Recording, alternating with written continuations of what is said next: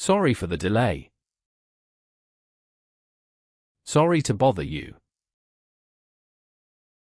Sorry, one more thing. Sorry. If you've ever caught yourself apologizing for things that don't require apologies, you know the strange weight of these words. They fall from your mouth like reflex, like breathing.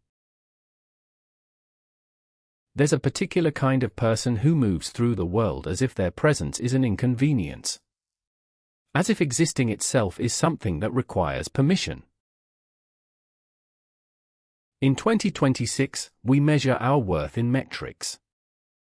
Followers, likes, views, engagement. We're told to build personal brands, to take up space, to be seen. Yet beneath this noise runs a countercurrent. There are millions who shrink from the camera, who soften their voices in meetings, who delete messages before sending them, who add sorry to the beginning of every request. This isn't shyness.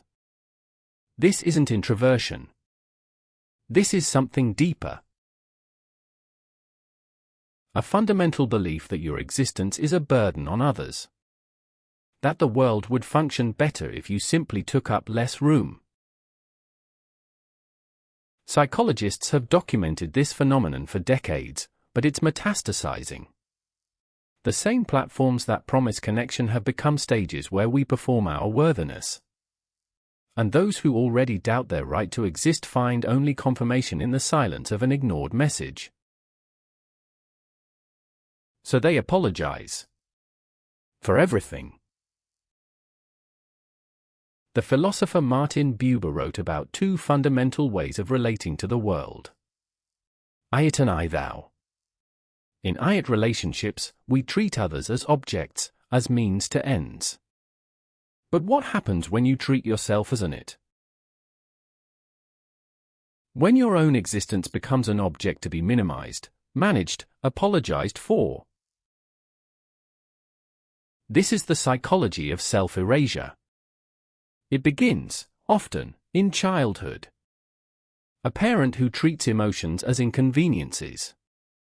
A household where love was conditional on being easy, undemanding, quiet. The child learns that their needs are burdens. That taking up space costs them connection.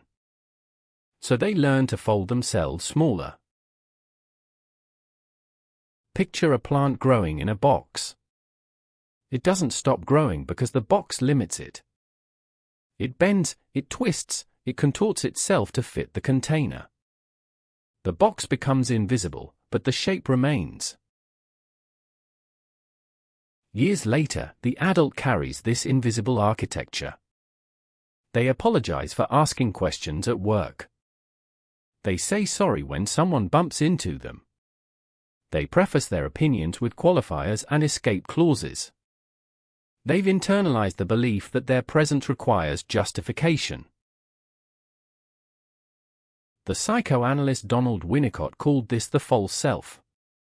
A protective shell constructed to meet others' expectations while the true self remains hidden, protected, but also starved. The false self apologizes. The true self watches from behind glass. What's particularly cruel about this pattern is its self-reinforcing nature. When you apologize for existing, people often accept the apology. They don't question it. They might not even notice. And this silence feels like confirmation. See, you were right to apologize. You were taking up too much space. The world agrees with your self-assessment. But here's what's actually happening. Most people are so absorbed in their own internal experience that they're barely registering yours. Let's turn this inside out.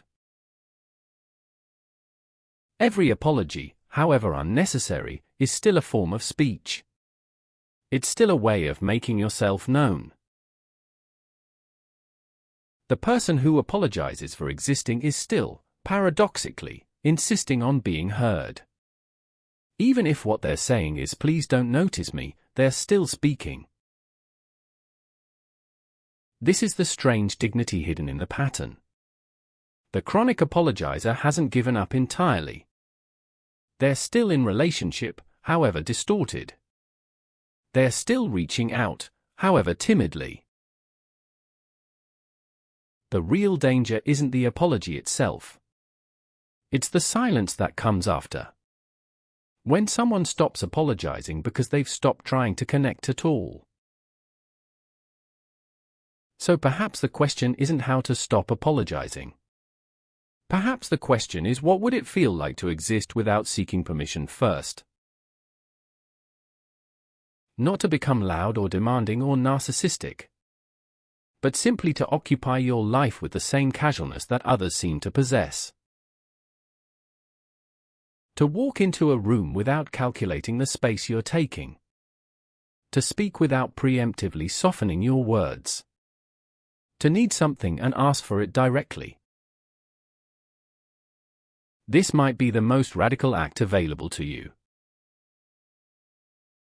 There's a Zen teaching about the moon reflected in water. The water doesn't try to hold the moon. The moon doesn't try to be reflected. The reflection simply is. Your existence is like this. It doesn't require effort or justification. It simply is. But unlearning the apology reflex takes practice. Start small. Notice when you're about to say sorry for something that doesn't warrant it. Feel the impulse. Don't judge it, but don't obey it either.